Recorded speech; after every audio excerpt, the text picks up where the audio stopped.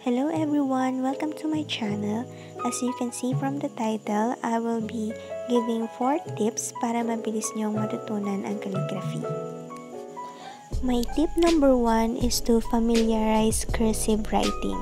Yes, tama kayo. Kailangan niyo munang aralin o matutunan ang magsulat ng dugtong-dugtong.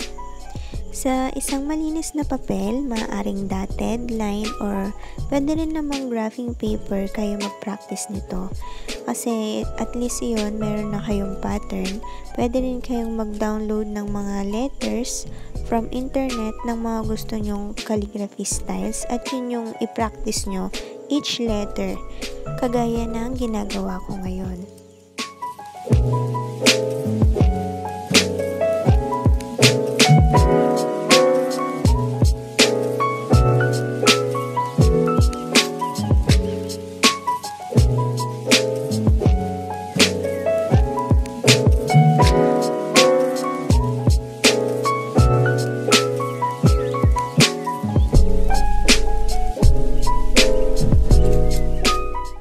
As I said, maraming different lettering styles sa calligraphy.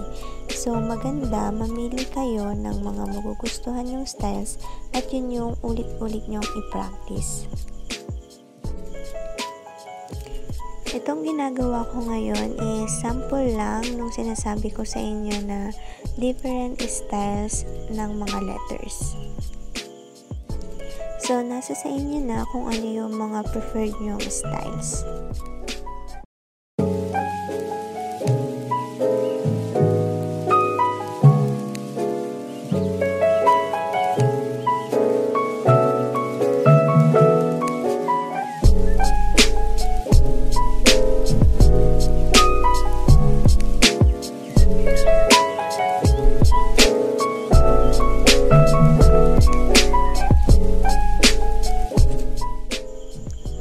So, my tip number 2 is to choose the right brush pen for you. Meron kasing dalawang klase ng brush pen. Itong hawak ko ngayon is yung tawag is soft tip brush pen. Ito yung brush pen na flowy lang siya tapos super flexible yung kanyang tip.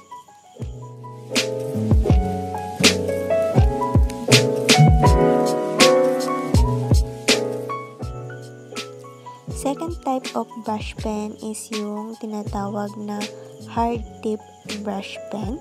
Ito yung kanyang itsura. Yung tip nito is firm compared sa soft tip na brush pen na flowy and super flexible. Though ito flexible naman yung kanyang tip pero may mas control ka lang dito sa brush pen na to. And then, yung paghawak po ng brush pen is hindi patuwid. Dapat nakaslant po yung ating mga kamay kapag tayo ay nagka-calligraphy. Para doon po sa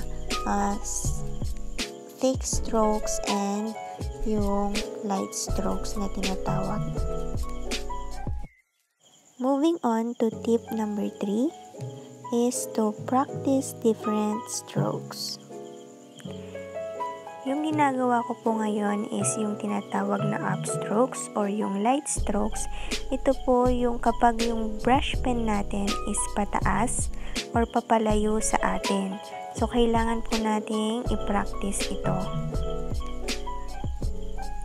Next thing is yung downstrokes naman or yung thick strokes kung saan yung brush pen is towards sa atin or papalapit po sa atin.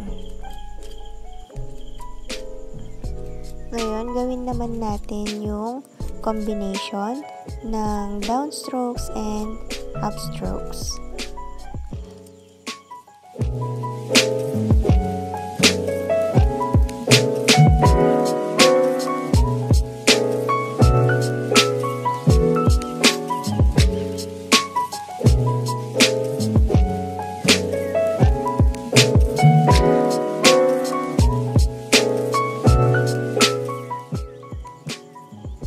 Next is the oval o yung parang gumagawa ka ng bilog. Ito naman is yung para sa mga letter A, letter G, ganyan. So, kailangan natin i-practice yung mga ganito para yung muscle natin sa kamay is masanay na. So, magandang gawin, i-practice at hasain natin yung kamay natin sa mga exercises na ganito kung gusto na talaga nating matutunan yung calligraphy. Kanina, yung gamit ko is the soft tip brush pen. Ngayon, susubukan naman natin siya sa hard tip na brush pen. Ngayon, ginagawa ko yung upstrokes, downstrokes, combination, and oval. Kung ako po, yung tatanungin nyo kung ano yung mas prefer ko na brush pen, for me, itong hard tip brush pen. Kasi, feeling ko mas may control ako sa mga strokes na ginagawa ko. Though, iyangan or sanayan lang naman yan.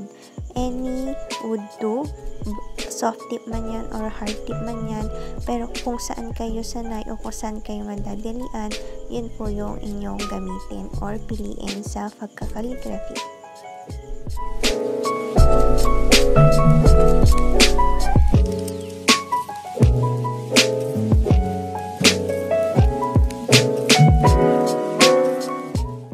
And for our last tip is to practice, and practice.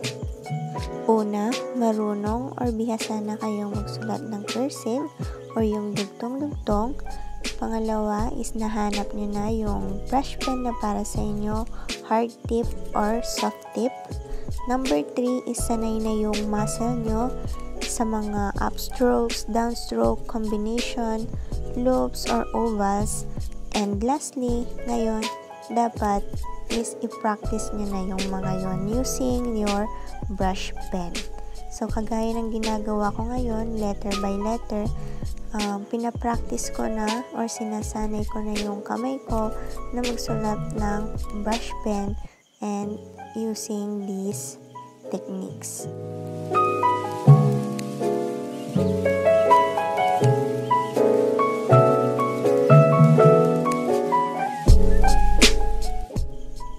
After practicing each letter, try naman natin yung dugtong-dugtong na lahat ng mga letters. Pwedeng ibang words, pangalan ninyo, i-practice ninyo, and practice lang ng practice hanggang sa ma-improve pa ninyo yung calligraphy ninyo at huwag kayong mawawalan ng pag-asa sa pagka-calligraphy. As you can notice, habang ako ay nagka-calligraphy or nagsusulat, kung mapapansin nyo, basta pababa yung brush pen, dinidiinan ko siya, and then kapag pataas naman na, is light lang or magaan lang yung hawak ko, and then practice lang kayo, masusundan or matututunan nyo din ito. Sana nakatulong din itong tutorial or yung mga tips ko para sa inyo, para agad kayong matuto or ma-improve yung skills nyo sa calligraphy. So, yun lang at maraming salamat. Kung nagustuhan niyo itong video na to, please like and subscribe or share nyo din sa mga kaibigan nyo na gustong matuto ng calligraphy. Till my next video. Bye!